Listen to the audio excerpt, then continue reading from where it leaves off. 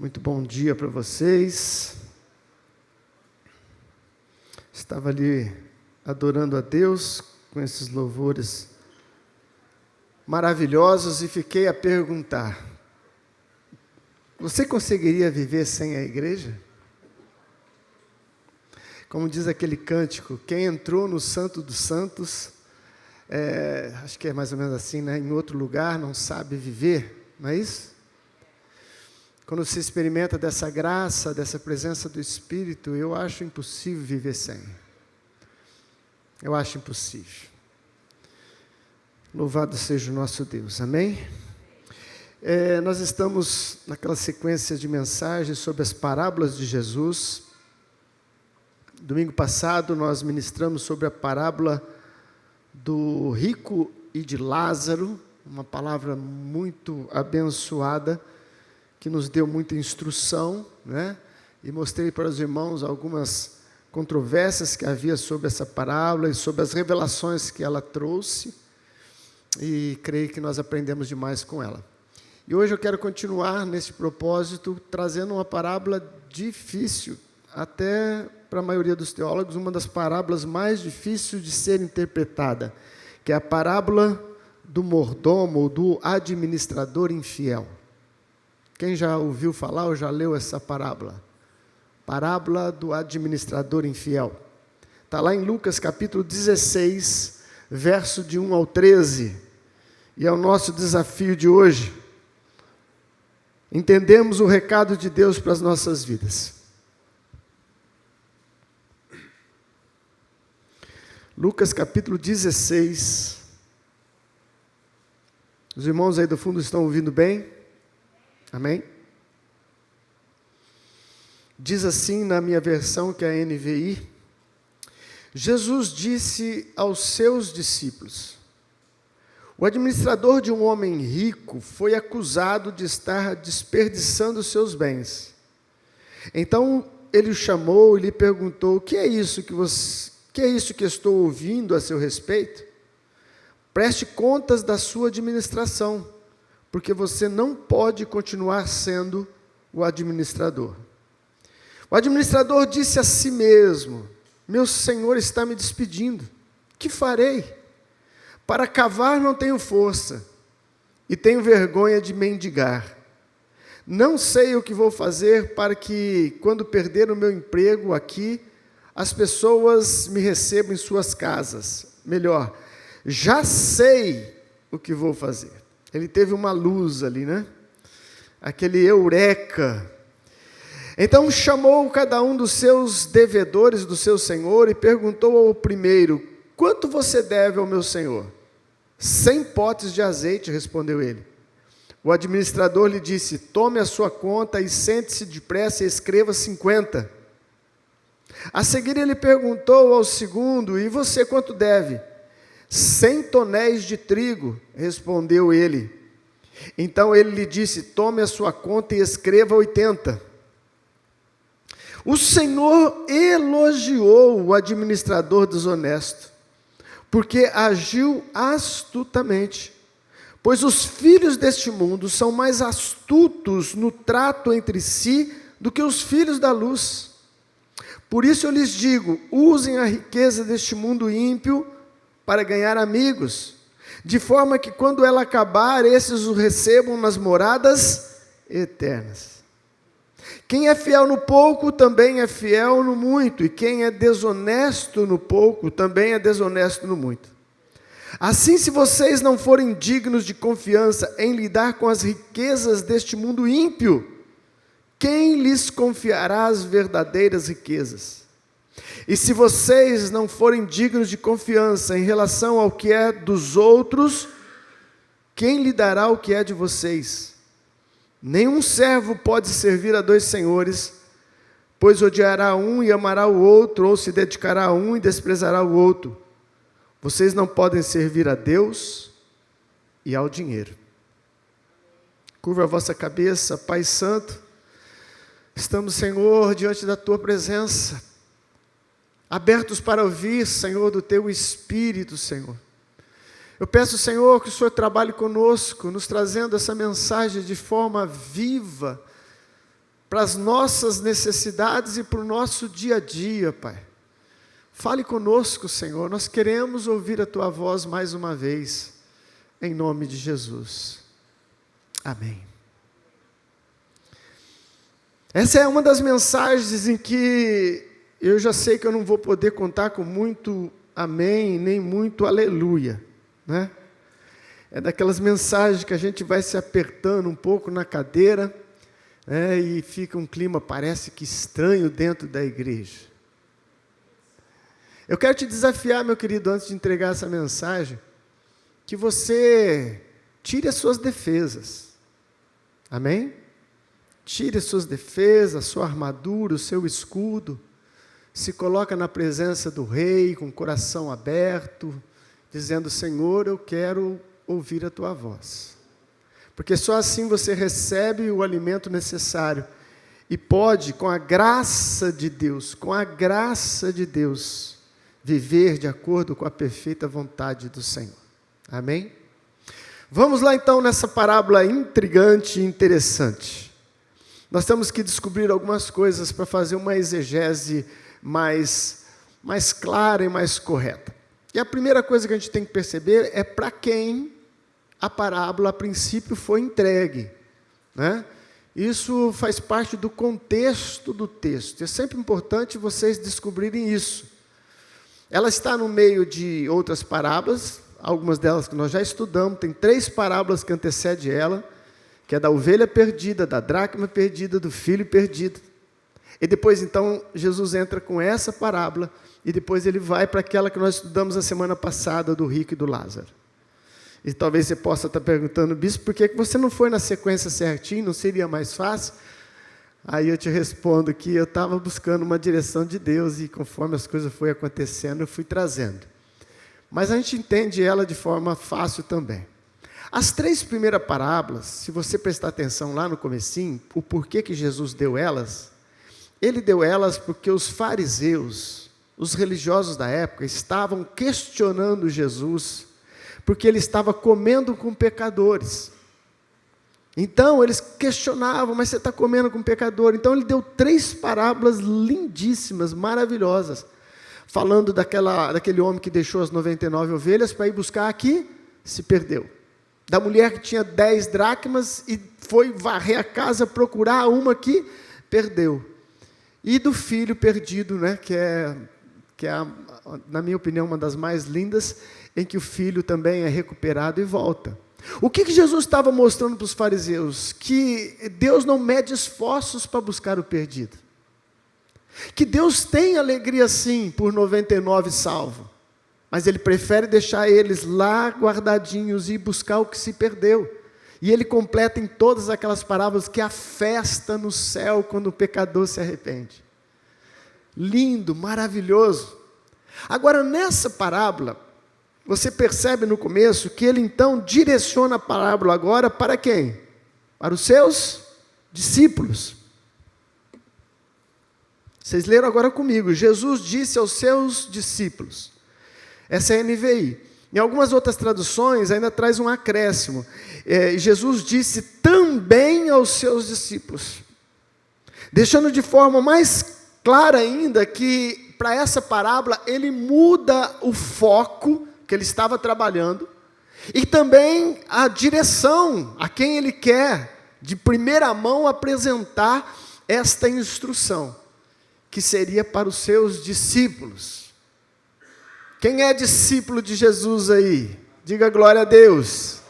Diga, eu sou discípulo de Jesus. Isso é uma armadilha que eu estou fazendo. É uma armadilha para te pegar lá na frente. Então, nós somos discípulos, né? Então, Jesus direciona para os seus discípulos. É importante a gente perceber isso. E então começa esse desenrolar dessa parábola intrigante.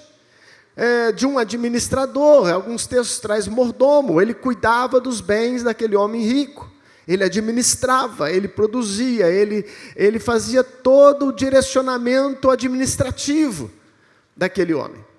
E então ele cai nessa situação, ele é chamado, está em falta, vai ser mandado embora, e então a parábola se desenrola aqui é que ela se torna uma parábola intrigante, por quê? Porque o homem faz uma falcatrua ainda maior. Ele já estava em falta e agora então, neste aperto, ele resolve dar uma escapada do problema, e assim o faz. E tem 3 raciocínios aí para a gente pensar sobre essa astúcia dele, dando esses descontos para aquelas pessoas que deviam. Primeiro pensamento teológico, alguns acreditam que esse desconto que ele deu, ele estava tirando os juros das dívidas. Só hipótese para você pensar e desenvolver também um raciocínio. Pode ser? Pode. Mas tem um porém aí. Na lei mosaica, cobrar juros era uma coisa indevida. Então, se ele estivesse tirando juros, esses juros deveria estar embutido, talvez, nessas compras, mas não estaria de forma muito clara os juros ali, porque era proibido pela lei de Moisés. Em Deuteronômio fala sobre isso, que eles não deveriam cobrar juros, principalmente dos seus patriotas. Mas há a possibilidade, então, que este homem estava cortando juro. Mais ou menos que nem o banco faz com as pessoas, quando você está devendo, você pegou 2.000 do banco, não deu conta de pagar, vai passando os meses, daqui a pouco está em 10. Ou no cartão de crédito é pior ainda, E essa dívida vai subindo, e chega um ponto que o banco, ou os credores, entram em contato com as pessoas e falam assim, olha, vamos te dar um desconto para você quitar isso. E às vezes você pegou 2.000, sua dívida já está em 10, eles falam assim, paga 4 e nós resolvemos essa fatura. Na verdade, eles estão só tirando a exploração dos juros que é cobrado no nosso país. Pode ser que seria isso, uma hipótese. Segunda hipótese, pode ser que este administrador infiel estava tirando a parte que lhe era própria, como a sua comissão do trabalho ou algo assim. Então ele chega lá e faz um acordo com eles, fala assim, pensando ele, eu vou tirar a parte que me cabe, para mim ter um benefício lá na frente melhor e maior. Pode ser que ele também tenha pensado dessa forma. E tem uma terceira hipótese, que essa, eu acredito que é a mais viável, e vou te mostrar por quê. Que este homem, na verdade, deu esse descontão, e não tinha uma tabela muito certa, Para um ele foi lá e já mandou descontar 50%, para o outro ele descontou 20%. E aqui ele traz, lógico, senão essa parábola teria 50 folhas, Traz 2 exemplos, mas segundo a proposta da parábola, ele fez isso com todos que deviam. Com todos que deviam. Então, o terceiro pensamento é que ele fez isso, dando desconto com o dinheiro do patrão mesmo, para ficar pior a situação. Tipo assim, tá bom, você vai me mandar embora? Eu ainda vou usar o seu dinheiro, vou dar desconto para esse povo tudo, e quem vai sair de bonzinho sou eu, e eu ainda vou ter benefício lá na frente. Por que alguns, e a maioria dos teólogos, acreditam que seja essa a opção? Porque quando Jesus vai falar desse administrador infiel, fala que ele é alguém fora da graça de Deus, que ele é um filho do mundo. Então, se ele tivesse a segunda atitude, que seria tirar a comissão dele, resolver o problema do patrão, a gente olha assim e fala assim, ele não era tão ruim esse cara não, tirou do próprio bolso. Mas então tudo indica que ele era realmente um filho do mundo, um administrador infiel, que fazia suas falcatruas e que aplicou esse descontão com o dinheiro do patrão. Já viram aquele ditado, fazer cortesia com o chapéu do outro? É mais ou menos isso. Ele fez uma cortesia, mas com o chapéu do patrão. Esse é um contexto difícil, por quê? Porque nós chegamos no ponto crucial da parábola, que é onde Jesus elogia o administrador infiel. E alguns, então, ao olhar essa parábola de forma mais rasa, falam assim, nossa, Jesus aprovou o que ele fez. Não, Jesus não aprovou o que ele fez. Lembrando que isso é uma parábola, e dentro de uma parábola, Jesus tem um foco principal, uma mensagem principal. Você encontra outras mensagens embutidas que acrescentam valores à mensagem principal, mas tem uma principal. Uma principal. Portanto, Jesus não estava concordando com a administração errada, mesmo porque o texto começa com este homem rico chamando o administrador para prestar conta. Por quê? Porque ele estava fazendo coisa errada. Então, ninguém ali está concordando com a coisa errada, mas sim trazendo uma aplicação maravilhosa para as nossas vidas e principalmente que diz respeito à nossa vida financeira, como nós administramos o nosso dinheiro. Amém? Portanto, eu quero tirar pelo menos 4 lições desse texto, claras aí para a gente aprender e sair com uma palavra de Deus aos nossos corações hoje. Primeira delas, por isso que eu perguntei para vocês se vocês também eram discípulos de Jesus. Aperta o cinto aí na cadeira, tem cinto aí, não tem? Então segura aqui embaixo, que lá vem a primeira. Primeira lição que eu aprendo como uma pergunta: será que nós também não estamos sendo acusados de administradores infiéis? Será que nós, todos nós, corpo do Cristo,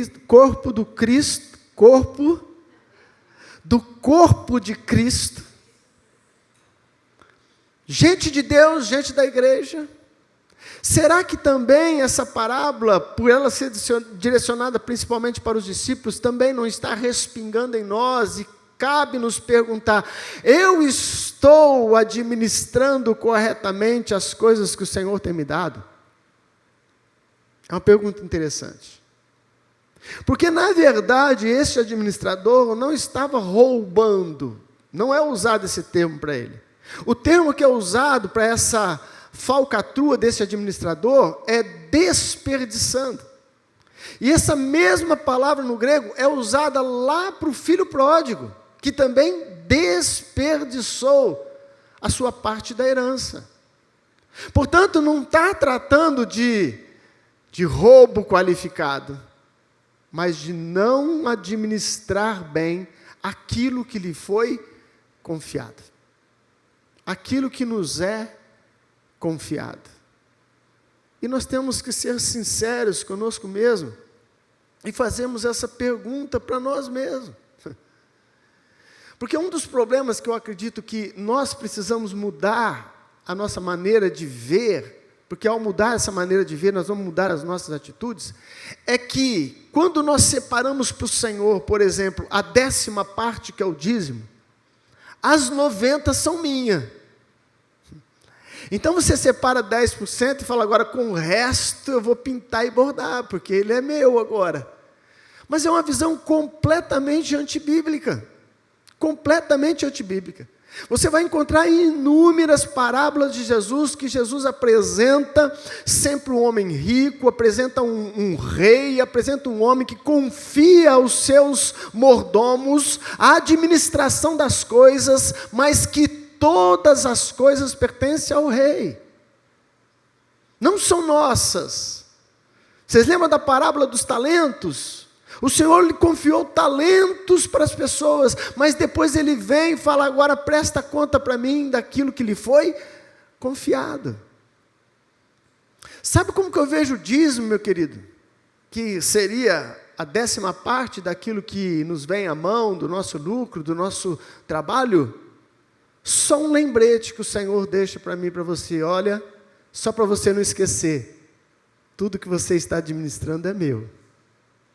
Separa a 10ª parte só para você não esquecer que até a sua própria vida pertence ao Senhor. Pertence ao Senhor. O apóstolo Pedro diz isso de forma categórica, quando ele faz aquela alusão perfeita que nós fomos comprados, não com ouro ou com prata, mas pelo precioso sangue de Jesus Cristo. Portanto, não somos mais de nós mesmos, mas pertencemos a Deus. Bispo, isso tem que ser assim, e se eu não quero ser de Deus? Você também é livre para não ser, se não quiser. Mas se estamos aqui como a noiva de Cristo, como a igreja imaculada, é porque eu acredito que cada um de vocês, em um momento da vida, decidiu: a minha vida pertence ao Senhor Jesus. Amém? Ou será que alguém amarrou uma corrente no teu pé e veio te arrastando para dentro dessa igreja hoje? Eu acredito que não. Muito embora eu sei que alguns pegam meio que no tranco, né? Tem hora que é a esposa que está dando um empurrãozinho, né? Vamos! Tem hora que é o esposo, né? Mas isso são as deficiências humanas e Deus vai tendo misericórdia. Mas somos do Senhor. Somos do Senhor. Amados, eu quando preparo uma palavra, como é o correto e é o certo, essa palavra ela chega primeiro para mim, em primeira instância. E é com temor e tremor que a gente apresenta uma palavra dessa. Temor e tremor. Por quê? Porque nós somos administradores de Deus. E o Senhor tem confiado em nossas mãos, não somente dons, não somente habilidades, mas também condições financeiras. E essa é a parte difícil de tratar com a igreja. Essa é uma parte dificílima de sermos libertos por completo. Porque parece uma coisa, a hora que você toca num assunto que envolve questão financeira, o inimigo sutil já trava o seu coração, endurece o coração e você não se abre para aquela palavra. E nós precisamos ser tratados em todas as áreas da nossa vida. Posso ouvir um amém? Portanto, muda a visão, meu querido. Tudo que é seu é apenas confiado em suas mãos para você administrar por um tempo determinado. Quando você muda a visão, a vida se torna até mais leve para ser vivida. Sabe aquele sentimento que você tem quando vê o outro crescer? Aqui ninguém tem esse sentimento, glória a Deus. De ver o outro prosperar e as coisas não acontecerem exatamente ainda para você. E surge um sentimento deficiente na tua alma. Se você entender que tanto aquele que tem muito, quanto que tem pouco, está apenas administrando algo que não é seu, você descansa em Deus.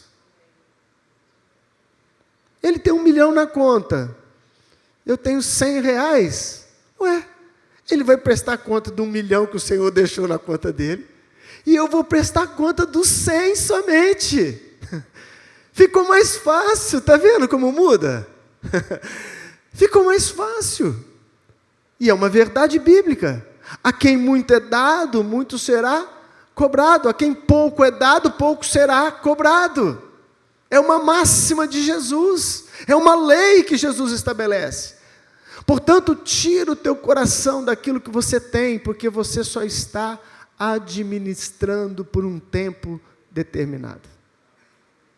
Mas eu vou ser sincero com vocês, é difícil esse equilíbrio. É difícil esse equilíbrio, lidar com as coisas deste mundo, com o coração 100% desprendido delas, é difícil. Principalmente num sistema decaído em que vivemos, em que o sistema mundial, ele é completamente contrário à palavra de Deus. Mas você precisa se exercitando dia após dia, para que você consiga vencer este mamão. Não é mamão, não. É esse principado, essa potestade, essa força que você não vê, mas sabe que impera sobre os filhos da desobediência e, infelizmente, muitas vezes para os filhos de Deus. É aquelas vozes que ficam falando. Ah, vou ajudar, não vou ajudar. Ele é ingrata, ela é ingrata. Ele merece, ela não merece. Ele podia trabalhar. E aí vai, meu querido. Você pensa que surge de onde essas vozes? De um raciocínio espiritual? Não, de um combate contra principados e potestades. Geralmente é uma luta interna, travada dia após dia, para a gente saber como lidar com tudo isso. Portanto, não vou dizer para você conseguir ou se desapegar por inteiro de tudo hoje, Mas se você não começar a praticar o que Jesus te ensina, vencendo e aprendendo dia após dia, sendo generoso, você nunca vai se libertar dessa força que é o dinheiro e as riquezas. Portanto, esse é o primeiro ponto, meu querido. Jesus está falando conosco. Nós também somos administradores. Segunda coisa que eu aprendo, e são coisas que a gente já sabe, eu só estou aqui para te relembrar, porque às vezes esquecemos. Nós também seremos dispensados do nosso serviço terreno. Isso chama-se morte. Esse administrador foi chamado, e qual era a sentença? Você vai ser dispensado dos seus serviços ao rei nessa terra. E muito embora nós sabemos disso, mas demora demais para a gente colocar em prática essas verdades em nossa vida. Que a morte é algo que é para todos, indiferente de raça, de cor, de condição social. É um lugar onde todos se tornam iguais. Ninguém ali é mais poderoso que ninguém, falando de condições, de valores humanos. Ali tudo se iguala. Inclusive tem pessoas que usam caveiras nas camisetas. E uma vez uma moça foi com uma camiseta na igreja, com uma baita de uma caveira. E eu falei assim para ela: por que essa caveira na camiseta, minha filha? Né? Eu não gosto desses trem. Mas aí ela me falou uma coisa que eu achei interessante. Ela falou assim: não, bispo, isso aqui é o seguinte, simboliza que na morte todos nós seremos iguais. Eu falei assim: opa, é uma coisa para se pensar. As caveiras parecem tudo igualzinhas, já reparou? Carreira não tem caveira rica e caveira pobre. Elas ficam igualzinhas, iguala. Eu vi uma mensagem do reverendo Billy Graham, do saudoso Billy Graham, e ele fez uma conta que eu fiquei pensando e achei ela interessante, e eu vou falá-la para você. Se você não concordar, você reclama com o Billy Graham, foi ele que fez essa conta. Falando da brevidade da vida, falando desse tempo nosso que vai escorrendo pelos dedos da mão, ele diz o seguinte: uma vida mediana chegaria aos 70 anos. Hoje está com uma previsão um pouco melhor, né, com o avanço da ciência, cuidado do corpo, mas vamos trabalhar com 70 anos de vida.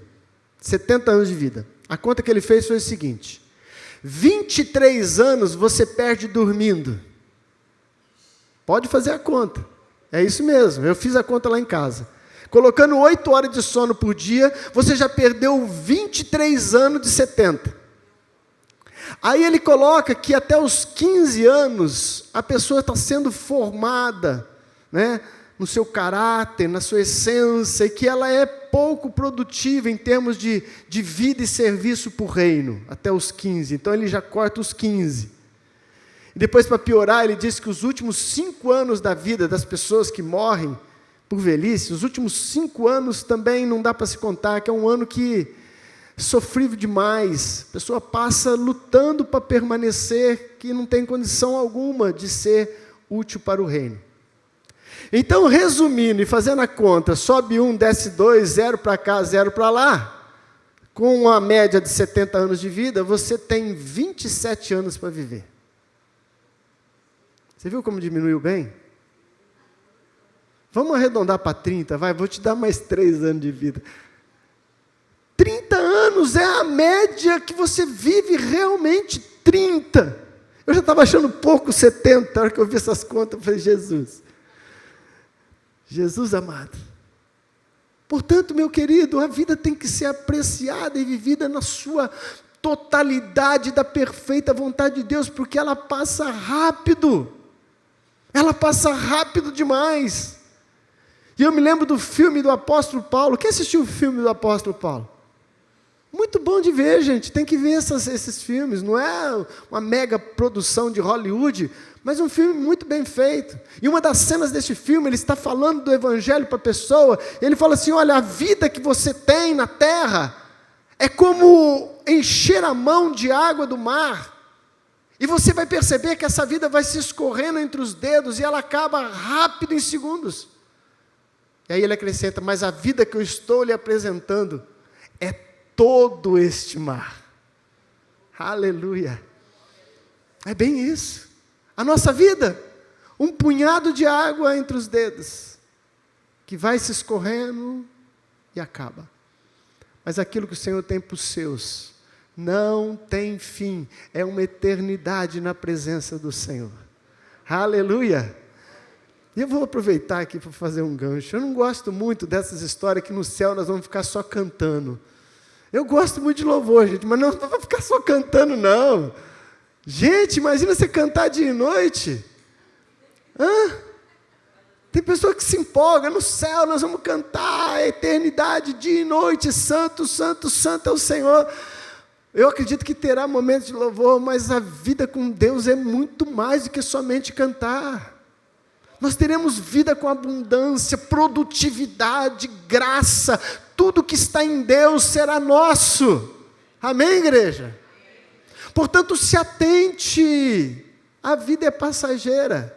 Assim como esse administrador foi chamado para ser despedido dos seus trabalhos na terra, os nossos também chegarão ao fim. Terceira verdade que eu aprendo é que depois ele é chamado para prestar conta.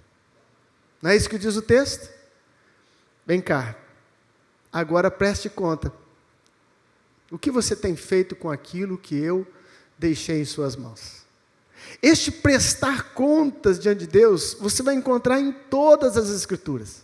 Quase todas as parábolas de Jesus que diz que tem como foco mostrar, né, o final do tempo, a volta de Cristo, você vai encontrar lá um momento em que está separado, destacado de acerto de conta.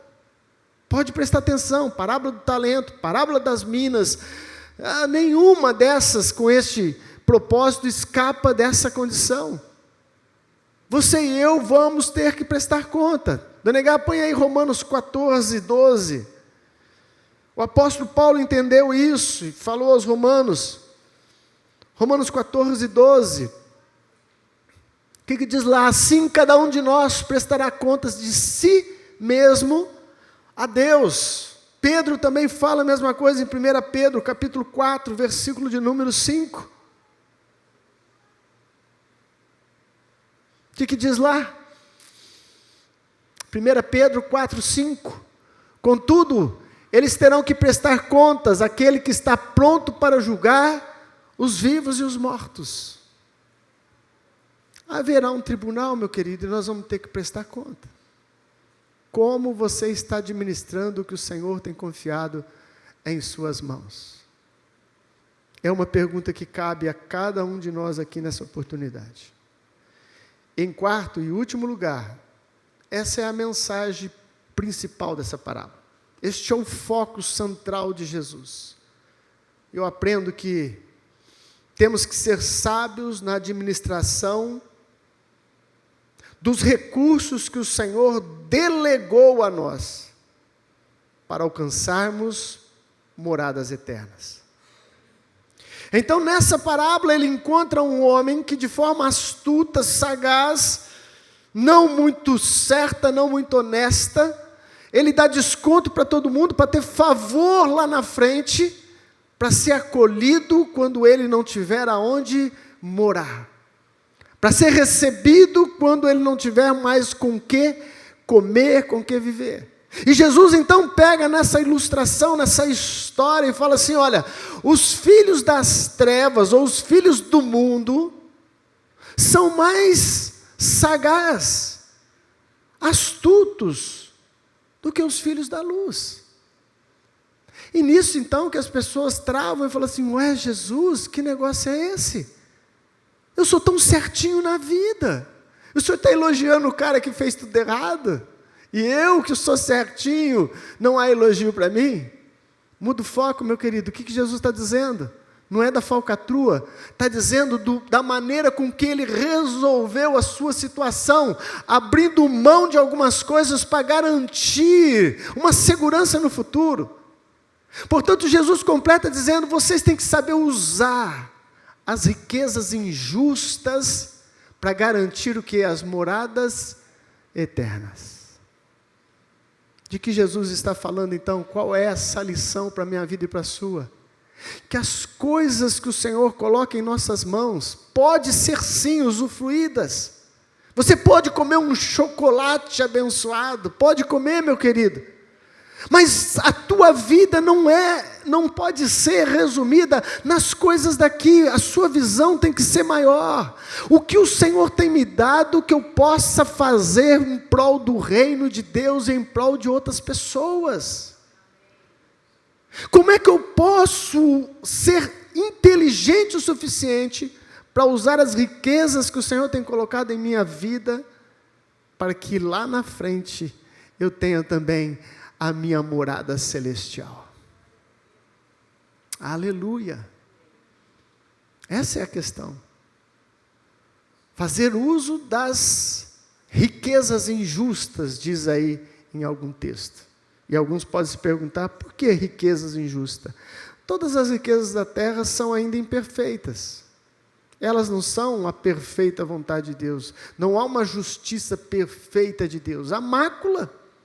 A mácula. Até nas nossas riquezas não há perfeição, meu querido.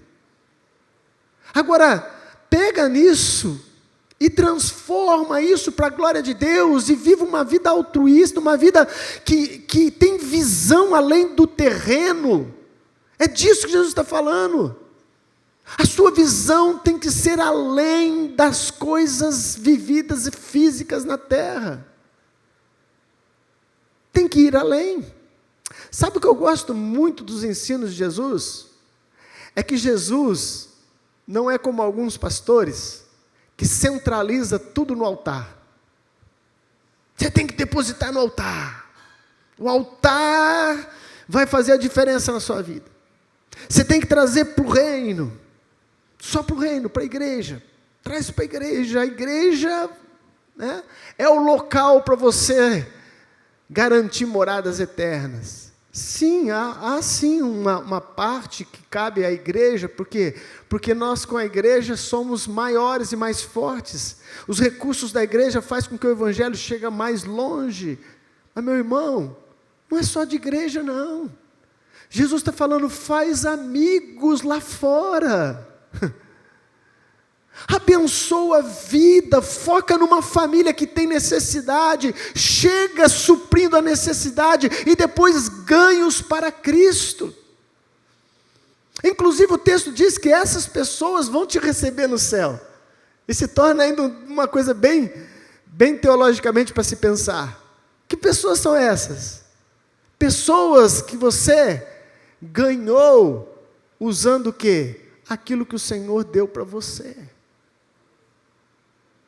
Não adianta você colocar o colante no carro, propriedade de Jesus.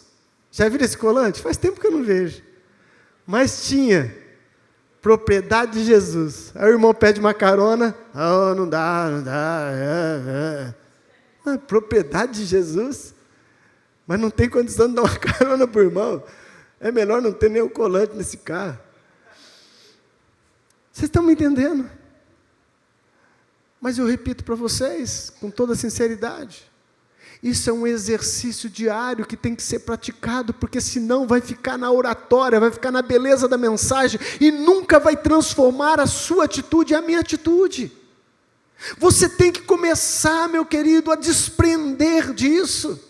Nós temos que começar a ter visão de reino, a partir de agora. Deveria ter sido a partir do momento que encontramos Cristo, não é? Um despertar. O que eu posso fazer com aquilo que o Senhor tem me dado? Bispo, eu não tenho dinheiro nenhum. A coisa está feia lá. O dinheirinho que entra é contado. Alguma coisa você tem, meu irmão. Ou você tem um carisma capaz de conquistar amizades, de ganhar pessoas. Ou você tem dons espirituais, você consegue olhar para um texto, extrair dele verdades que pessoas leem 100 vezes e não conseguem. É dom de Deus. É dom de Deus. Não é só dinheiro, não, mas também o dinheiro. Você por inteiro tem que ser fruto de bênção sobre a terra. Fruto de bênção para os seus irmãos. Granjear amigos. Isso dá trabalho. E você tem que abrir mão de algumas coisas. Às vezes não é tanto dinheiro, mas é o seu tempo, a sua correria. Ah, não, reunir lá na casa deles, todo mundo ali já é crente, eu vou lá de novo, entregar a mesma palavra, mas ninguém ainda vem na igreja. Sabe, meu irmão, acontece com vocês? Tem que abrir o coração e deixar a obra ser perfeita. Deus quer usar a sua vida por inteiro, por inteiro. E essa é a grande lição. Um homem que soube preparar o seu futuro, a sua previdência. E Jesus falou assim, olha, por que os filhos da luz são menos espertos do que os filhos das trevas?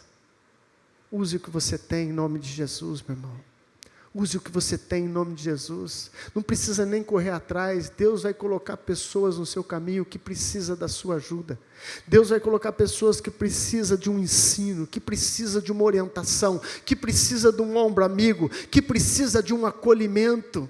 A tua vida pertence ao Rei, tudo que é seu pertence ao Rei. Glorifica o Senhor usando a sua vida enquanto ainda tem tempo. Enquanto ainda há tempo. Porque segundo Billy Graham, você tem 27 anos só. Quantos que já foram? O meu já foi quase tudo. Vamos ficar de pé no nome de Jesus. Aleluia. Eu quero concluir com as últimas palavras de Jesus.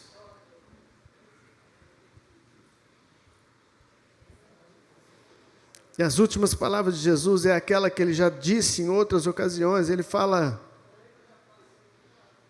nenhum servo pode servir a dois senhores, pois odiará um e amará o outro, ou se dedicará a um e desprezará o outro. Vocês não podem servir a Deus e a Mamon, ou a Deus e ao dinheiro. Para um pouco para pensar, meu querido. Nós precisamos ser tratados por Deus nessa oportunidade. Quem domina a sua vida? Quem domina a nossa vida? É o Senhor ou é o dinheiro? A quem nós estamos servindo? A Bíblia fala de um homem, e eu amo essa história, a história de Zaqueu. Que a salvação entrou na casa dele a partir de um momento importante. Preste atenção aqui, meu querido. Diz a Bíblia que Zaqueu, depois se você quiser conferir, está lá no livro de Lucas também. Zaqueu era um homem rico, tinha muitos bens. E a maioria dos seus bens também foram adquiridos de forma ilícita. E ele queria ver Jesus passar, ele correu numa árvore, subiu na árvore, porque sabia que Jesus haveria de passar ali. Todo mundo lembra dessa música, todo mundo lembra dessa história. E Jesus então olha para cima e fala: Zaqueu, desce depressa, porque hoje me convém comer em sua casa. E foi uma festa, todo mundo desceu, todo mundo correu para a casa desse homem, a casa ficou cheia, e Zaqueu alegre, e a comida ali rolando, tudo muito bom. E então os fariseus, para variar, começaram a criticar, falaram: ele come na casa de pecador. Ele frequenta a casa de pecador. Zaqueu então se levanta em plena festa e fala o seguinte para Jesus: Senhor, vou dar metade dos meus bens aos pobres. E se alguém eu defraudei, eu vou restituir 4 vezes mais. Preste bem atenção, meu querido. Só então, Jesus disse: hoje houve salvação nessa casa. Zaqueu podia ir na igreja, Zaqueu podia orar de joelhos, Zaqueu podia adorar com os braços erguidos, Zaqueu podia fazer tanta coisa que a gente faz, mas havia um domínio do dinheiro na vida dele, havia um mamon, ele era servo de mamon. A salvação entrou quando ele colocou o dinheiro debaixo dos pés dele.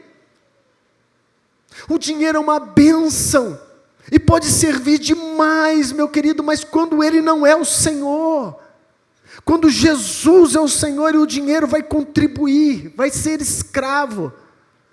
Quando Zaqueu quebra essa maldição, se liberta do mamon, só aí que Jesus diz: hoje houve salvação nessa casa.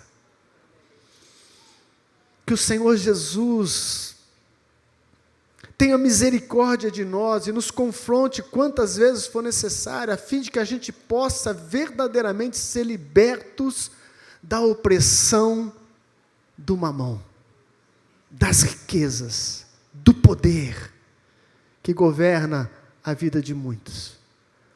Feche os seus olhos em nome de Jesus. Pai, eu recebo a Tua palavra, Senhor, como uma exortação nessa oportunidade. Eu recebo a Tua palavra, Senhor, e não a resisto, mas pelo contrário, eu me coloco, Senhor, diante de Ti e te peço, ó Espírito Santo de Deus, me ensina este caminho. Me ensina o caminho, Senhor, aonde os meus bens contribuem para a Tua glória e para a Tua honra. Me ensina o caminho, Senhor, aonde o dinheiro não manda na minha vida, mas o Teu Espírito governa os meus passos. O Teu Espírito governa a minha carteira, o meu bolso, a minha existência, Senhor.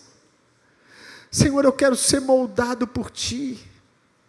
Senhor, com sinceridade, eu quero ser tratado pelo Teu Espírito. Me mostra, Senhor, no decorrer dessa semana que inicia, aonde o Senhor está me direcionando para ajudar. Quais são as pessoas que o Senhor está colocando em nossas vidas, Senhor, com o propósito de administrarmos o Seu dinheiro. Administrarmos o Seu dinheiro, Senhor, não é nosso, ele é Teu. Ajude-nos, Senhor, como Zaqueu, Senhor, a realmente colocar o dinheiro como servo e não como Senhor mais sobre as nossas vidas. Em o nome de Jesus. Em o nome de Jesus. Se você orou de forma sincera, meu querido, eu creio que você vai começar a perceber a direção de Deus nessa área da sua vida, te direcionando, te fazendo mais útil para o reino de Deus com tudo que você é e com tudo que você tem, em nome de Jesus. Amém? Erga a tua mão para o céu. Que o grande amor de Deus Pai, a graça do nosso Senhor Jesus Cristo, a doce presença do Espírito Santo esteja conosco e com todo o povo de Deus, hoje e para sempre. Amém. Deus te abençoe, meu querido. Bom domingo, em nome de Jesus.